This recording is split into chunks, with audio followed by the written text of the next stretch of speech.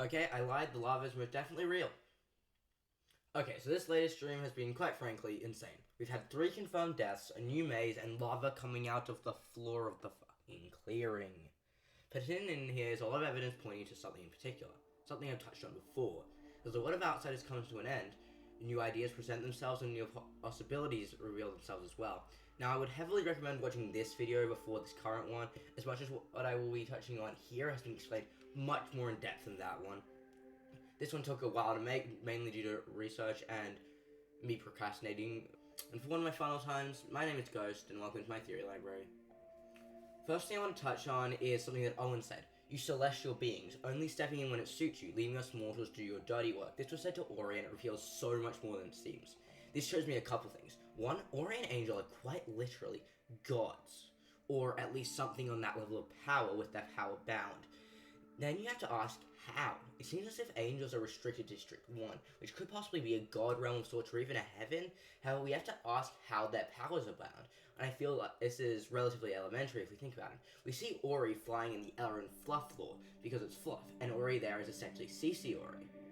It could be possible that angels have godlike abilities, but Angel and Ori don't know they have them, so they can't use them. It's like a toddler learning it can open and close its hands. The nerves are there, the fingers are there, but the baby doesn't know how to manipulate them in that way. It's the same deal here, except when Angel and Ori get their memories back, they realize it was all a psych ward, so they killed themselves to get out, and that's why they didn't use their flight powers. Because anyway, they would be useless because barrier blocks, unless they have some other hidden abilities. This links to Ori's words to Gracie, I promise not to go any further. I think this means he made a deal with the creators when he lost his memories. I say lost in quotation marks. He wanted the way out of the dark maze because, well, that was his purpose. Let me explain. The maze after the dark maze, the likelihood is it doesn't lead out. The likelihood is everyone dies there, and Ori knows this. Ori has been running into the maze since day 1. He flipped the first lever. He did everything in his power to get out and inspire others that they could get out, and that's his purpose. He knew there was no way out due to having his memories back. He knew it was all a cycle due to having his memories back, and that's why he went and spent that last time with Angel, because his purpose was done and he knew Angel also understood. And that's why Angel was trying to kill herself as well, and Ori inferred through that. His purpose was to spread hope. You see, by constantly running into the maze, he was constantly giving people hope that there was a way out. The creators didn't want people self-reflecting, but more importantly, they didn't want them to be unhappy. They didn't want them to be hopeless. Yes, scared. Yes, worried, but they needed them always to have something to do. The angels aren't inherently bad like I thought. They just want to keep hope alive by running in over and over again, even if it kills them. And that's why he was talking to Moe's. Oh, he knows Moe is out there and watching and waiting for people to get out, and he's waiting to meet him again. The next thing I want to touch on is all of Owen's prison interactions, starting with Red. Actually, you know what? Just go over Red Owen's just overall, because this guy is incredibly strange. So first of all, he's got a corrupted ship. I've touched on this before, but essentially, he's done so much that the creators don't want him to do that he can't not have a broken ship. Heck, the creators may not have known he was a demon. They never gave Owen memories near him, unlike the other demons, as well as the eye for an eye statement. That wasn't to do with Crow's arms, that was to do with the Princess Raspberry's sister, they said to Owen, remember? Essentially, he knows this because he remembers it. This would have been a televised event, think about it. That's why Red wanted to be left behind here. That's why he was so overjoyed by the switch from magic, because with it he could leave via surface entry, how the creators get in instead of dying. Remember what he said? I don't have to die. He was overjoyed that he had another way out. But then why did magic give him this switch? It would have helped more people if she kept it. Well, she was never meant to use it. Think about it. The creators would have realized Red's ship was corrupted immediately. From the first, I have other SMPs to get to as soon as he got added. However, he would have likely corrupted it so badly they couldn't fix it, so they just let him go. I think because of one factor. Red was funny. And because he didn't abuse the power, he didn't tell anyone, he just made funny references.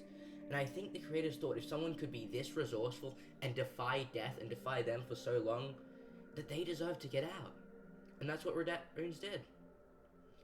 I'd like to mention what Beck thought about the sword being a key. It's a creep repellent, right, they're scared of it. What did she mean by key? Well, I think the sword is perhaps an oversight. Perhaps if, like, say, a creator got stuck in there, the sword might be a key to a service entry, and it could be the only actual way out, other than, of course, magic's switch. But the other thing that's pretty interesting is the fact that, well, this thing scares off grievers, and we know when Angel got stung, she got her memories back, right? Because, same as in Maze Runner, that's why she wanted to kill herself, that's why Ori came back, etc., etc. If grievers give people back their memories, and this sword scares them off, would it be possible that the sword could scare off, I say that in quotation marks, their memories as well? Perhaps, like, the longer they're around it, the more memories the creators take away. This is just an idea with no real proof, but it could be the case. I'd like to talk about Crow's whole god complex sort of thing. If you don't know what I mean, well, after it was rescued by Red, remember, its chip deactivated, and it got its memories back. Its chip was deactivated because the creators thought that it was going to die. Most likely what happened is that its heart had actually stopped pumping, but Red has all sorts of random stuff just lying around for no apparent reason. Who's saying it's stretching it too far to say he has some of those e-pads that, like, doctors use to restart people's hearts? Alright? It's a flimsy solution? Anyway, it claims to be a god. It's probably not one. Dragonborn may be equal to angels in some way that we don't know of. But I really severely doubt that Crow is any sort of divine being in any right, and probably just has a very, very high opinion of itself. As for those asking why it doesn't know it's a sim, it's most likely because it was given back its memories, whereas Ori was glitched back his memories, or made a deal to get back his memories. It basically has the memory of having memories, but only has those memories that the creators will allow it to have. If that makes any sense. My final thing I want to talk about is Owen's post-death scene, something incredibly similar to Squidney's. We see a similar thing where several questions are asked, and then an extra step is shown where Owen is seen to. Now, seen to is something that a doctor does, and I believe this adds even more evidence to the psych ward theory. We can clearly see afterwards that Owen's memories are gone, and what I find very interesting is someone very similar to Sausage is presenting over this entire interview. Could it be possible that this is the same universe, it's not Dream SMP, but Empire is just far in the future? Another small factor supporting this is that Scott was in Owen's chat for almost the entirety of Owen's POV before that happened. And now that's all from me.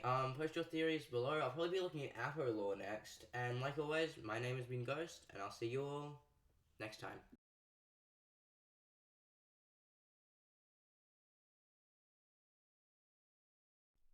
You're still here? I mean, okay. For sticking around to the video, you get an extra theory. This is directly from my Discord, and essentially suggesting the meltdown wasn't referring to lava and was instead referring to actually the chips collapsing and everyone getting their memories back, which kind of did happen. So this could be the case, and everyone else's chips could just deactivate suddenly.